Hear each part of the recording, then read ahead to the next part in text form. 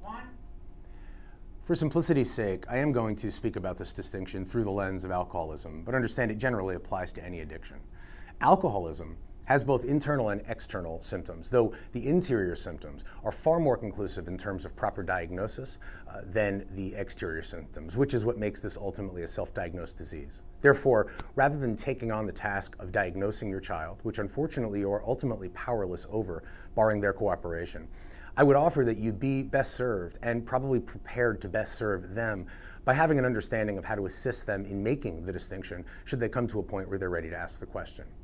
Alcoholism, at its core, is driven far less by how much or how often the person is using than it does by the effect it has on them and why they put it in themselves in the first place. So things like daily use, blackouts, overdoses, DUIs, relationship and/or work problems, most certainly are things we find in alcoholics often, but they're also things we sometimes find in non-alcoholics. There are two significant components that we only find in true alcoholics, and it is the pairing of these two elements that comprises the motor that drives the illness. The first element shows up physically, appearing only once the individual puts the drink into their system.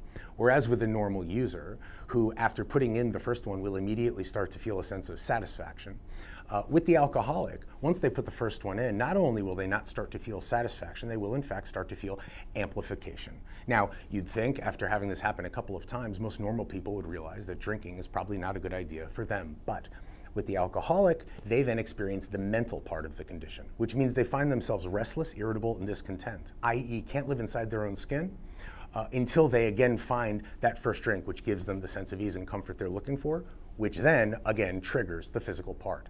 So the bottom line of alcoholism is once an alcoholic starts, they can't stop, and once they stop, they can't keep from starting again. This creates a deadly cycle, and history shows us that this is a cycle that the alcoholic will not be able to manage on their own and is going to need a lot of outside help to do it.